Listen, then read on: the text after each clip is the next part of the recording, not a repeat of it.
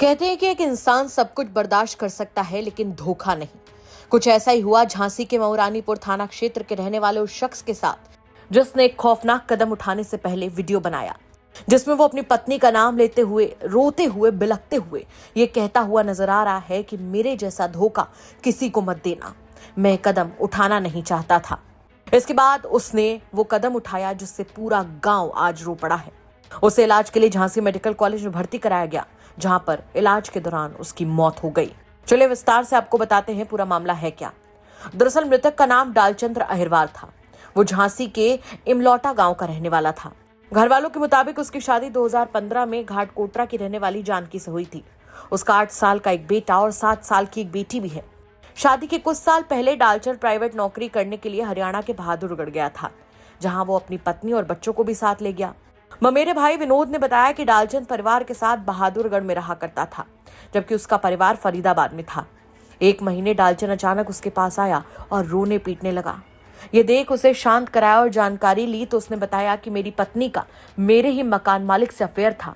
विरोध करने पर उसने मुझे उसी से पिटवा दिया और मोबाइल भी छीन लिया। से करीब 8-9 तारीख में हमारे पास, हम बाहर रहते थे, तो ये हमारे पास पहुँचे तो मतलब ऐसे दुखी थे, रोने लगे। तो बात क्या है?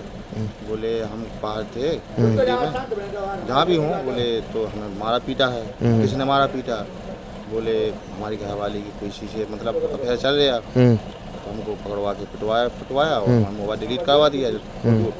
ग्रुप था जो भी कुछ था। तो एक दिन हमारे पास रहे, इसके बाद ये भाग गया 8 तारीख।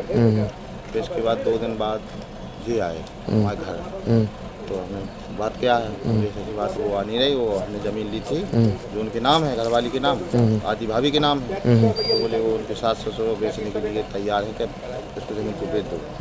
और बोले हमें अब दिल्ली में हमारे ससुर ने, सास ने, मतलब सब लोगों ने पीटा, जो भी साथ में थे। तो समझाया बजा के ऐसा कुछ नहीं होता। बोले नहीं। बोले घरवाली भी कह रही कि हमारे नाम ज़मीन करवाई। अभी फिलहाल में 1 महीने में लगभग जब भी ली हो तो बोले हम बेच देंगे, दूसरी जगह चले जाएंगे। इस वजह से उसने जो भी कदम उठाया वही ससुराल में था। वहाँ चाहे खिलाया हो या खाया हो, भगवान जाने मत अंश। मृतक के रिश्तेदार ने यह भी बताया कि डालचंद अपने घर चला गया और उसकी पत्नी मायके चली गई। डालचंद ने पत्नी के नाम से जमीन खरीदी थी। अब पत्नी जमीन बेचने की बात कर रही थी। उसके परिवार वाले भी पत्नी का साथ दे रहे थे और इसी से आहत होकर उसने ये खौफनाक कदम उठाया। वहीं मृतक के भाई चंद्रभान का क्या कुछ कहना है वो भी सुनिए आप। मैंने 29 तारीख में गया। कहाँ? ससुराल। इनने धमकाया उसको, गाली गलौज की, मारपीट की। मारपीट के बाद वो भाग के आया, अपने घर पे नहीं आया, वहीं आसपास में रहा। फिर दूसरे दिन 31 तारीख में ये गया। एक दिन छोड़ के दूसरे दिन गया। कहाँ? वहीं कोटरा गया अपने ससुराल। तो इन लोगों ने रात में, उसने जो स्थिति उसकी मारते की समय की टाइम तक, तो उसने ये बताया कि हमें मारपीट की, हमें दारू पिलाई, वो खाना में कुछ खिलाया। अच्छा, क्या उनकी पत्नी किसी से दोस्ती थी? हाँ जी। किससे? बहादुरगढ़ में तो उसके कई जगह हमें बताया गया कि उसके कई, जैसे किसके? हमारी बहू के, छोटे भैया की घरवाली के किससे ताल्लुक, कई एक मकान मालिक है काका जी, उसके लड़का से भी ताल्लुक था इसका। उसी ने फिर उसको पीटा, भाई को। अच्छा, वहाँ भी इसने पिटवाया, फिर यहाँ कोटा में पिटवाया। क्या भाई विरोध करता था क्या? हाँ जी, ग्रुप था उसके पास, वो डिलीट करवा दिया मोबाइल। वो विरोध करता था, फिर अभी वजह से झगड़ा हुआ। अच्छा, फिर क्या ना किया? वो कभी दारू पी के इतना चाहता था बहू को कि वो खुद कुछ भी कर सकता था। घर वालों के मुताबिक मृतक ने इस खौफनाक कदम को उठाने से पहले अपना एक वीडियो भी बनाया था। ये वीडियो 2 मिनट 3 सेकंड का था, जिसमें डालचंद ने कहा कि जानकी गौर से देख लो, मैं हूँ। अपने वीडियो में मृतक ने रोते रोते ये भी कहा कि याद रखना जानकी, मेरे जैसा धोखा किसी को मत देना। ऐसा धोखा मत देना कि वो मरने को मजबूर हो जाए। मैं ऐसा कदम उठाना नहीं चाहता। वहीं अब जब बात मृतक के ससुराल वालों की हो रही है तो ऐसे में मृतक के ससुराल वालों से बात करना भी जरूरी था। जब हमने मृतक के साले से सवाल किया इस घटना को लेकर तो उसका साफ तौर पर कहना था कि जीजा ने परिवार के ऊपर झूठे आरोप लगाए कि बहन का किसी से अफेयर था। असल में तो जीजा शराब पीकर मारपीट करते थे, बस इसी बात को लेकर झगड़ा होता था। कुछ नहीं था, दोनों का झगड़ा था। हाँ। दारू पीते थे, तो मारापीटी करते थे। बहन को अपने घर ले आए थे। मतलब महीना हो गया, 25 दिन। रात्रि में 1 बजे गए, बाहर पड़े हुए थे।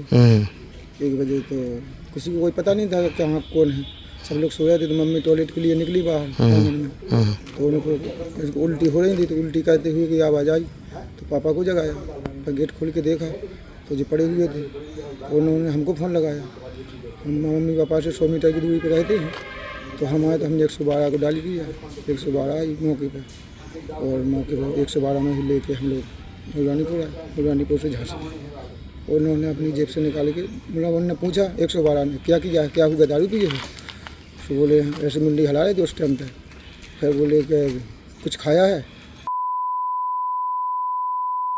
उनको दी तो पूछा कितनी खाई, उन्होंने सारे में बताया कि 3 खाए। वहीं इस मामले को लेकर मौरानी थाना प्रभारी मुकेश कुमार सोलंकी से जब फोन पर बातचीत की गई तो उन्होंने बताया कि शव को कब्जे में लेकर पोस्टमार्टम करा दिया गया है। अभी उन्हें वीडियो के बारे में कोई जानकारी नहीं है और न ही कोई तहरीर मिली है। अगर कोई जानकारी मिलती या फिर तहरीर होती है तो आगे की कार्रवाई की जाएगी। 7 फेरे लेकर जिंदगी भर साथ निभाने का जिसने वादा किया, जब वही धोखेबाज निकल जाए तो इंसान टूट जाता है। यह कहानी है झांसी के मऊरानीपुर थाना क्षेत्र की, जहां एक युवक ने पत्नी से धोखा खाकर ऐसा खौफनाक कदम उठाया कि पूरी इंसानियत हिल गई। इस खौफनाक कदम उठाने से पहले उसने एक वीडियो भी वायरल किया जिसमें उसने कहा कि ऐसा धोखा किसी को न देना। फिलहाल इस पूरे मामले को पुलिस ने संज्ञान में ले लिया और जांच शुरू कर दी। झांसी से प्रमोद गौतम, यूपी तक। गोहत्या पर रोक के बाद दिखाई देती है और उत्तर प्रदेश जैसे राज्य में तो गोहत्या पर प्रतिबंध हमें दिखाई देता है। तो इसको क्यों न माना जाए कि आप जब प्रत्याशी खड़े कर रहे हैं तो सियासत में है? ऐसा है कि आपने कहा कि बीजेपी के मैनिफेस्टो में गौ रक्षा का वचन है। आप नहीं अध्ययन करते हैं ऐसा तो हम नहीं कहेंगे, किसी के अध्ययन पर प्रश्न उठाना हमारा काम नहीं है, लेकिन किसी समय बीजेपी के मैनिफेस्टो में ये वचन आया था, लेकिन अब 2-3 बार से ये निकल चुका है। पिछला जो मैनिफेस्टो बीजेपी का आया उसमें ऐसा कोई वचन नहीं था। उससे पहले वाला भी जब आया उसमें भी ऐसा वचन नहीं था, उसके पहले वाले में था। तो अब ये वचन बीजेपी के मैनिफेस्टो से निकल चुका है, पहले तो ये आप पुख्ता जान लीजिए। और दूसरे आप कह रहे हैं कि यूपी में गौ हत्या बंद है। यूपी में भारतीय जनता पार्टी की ही सरकार है और भारतीय जनता पार्टी की ही एक विधायक है नंद किशोर गुर्जर। उन्होंने कहा कि हमारे उत्तर प्रदेश में 50,000 गाय रोज काटी जा रही है। जब 12 टन गौमांस से लदा हुआ ट्रक पकड़ा गया था नोएडा में, और उसके बाद उन्होंने ये बात कही, लेकिन इसका जवाब वहां के मुख्यमंत्री ने नहीं दिया कि ये बात गलत है। और उन्होंने उत्तर प्रदेश की विधानसभा में भी खड़े होकर के कहा कि गौ रक्षा के लिए वचन दिया जाना चाहिए, यहाँ पर प्रस्ताव होना चाहिए, लेकिन उसके बारे में भी कोई बात नहीं हुई है। उनको हमला करके उनके ऊपर उनका कुर्ता फाड़ दिया गया। 10-15 दिन तक फटे कुर्ते में वो रह गए, लेकिन उनकी बात का जवाब नहीं दिया गया। तो ऐसी परिस्थिति में ये कैसे कहा जाए? जब हम इंटरनेट पर खोजते हैं तो वहां पर भारत से बीफ का निर्यात बहुत बड़ी पैमाने पर इस समय हो रहा है। दुनिया के दूसरे नंबर के देशों में वो इस मामले में सम्मिलित हो चुका है। और वो किस प्रदेश से सबसे ज्यादा होता है, अगर ये इंटरनेट पर खोजते हैं तो सर्वाधिक तो उत्तर प्रदेश का आंकड़ा दिखाई देता है कि सबसे ज्यादा यहीं से बीफ जब आप कहते हैं, यहीं से हो रहा है एक्सपोर्ट। बीफ जब आप कहते हैं तो उसमें गौ के साथ जो बात यह है कि अगर देश में गौ की भावना है तो भैंस को और दूसरे पशुओं के मांस को बीफ में क्यों सम्मिलित किया गया है? क्यों उसको अलग नहीं किया जाता है? आप चाहते हैं भैंस पर भी प्रतिबंध हो? आखिर क्या उद्देश्य है? हम तो गाय के बारे में बात कर रहे हैं, लेकिन बाकी पशुओं के मांस को भी बीफ के अंदर ही लेकर के बीफ शब्द से उसको सबको कह दिया जाता है।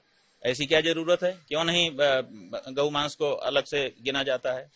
आखिर क्या इसके पीछे उद्देश्य है? इसके पीछे उद्देश्य यही है ना कि जब गाय की बात करेंगे तो हम कह देंगे कि ये तो दूसरे पशुओं का भी मांस है, सबको बीफ कहा जाता है, और ऐसा कह करके हम उसको चला देंगे। ये जो चालाकी है, ये जो चतुराई है, ये कैसे स्वीकार की जा सकती है?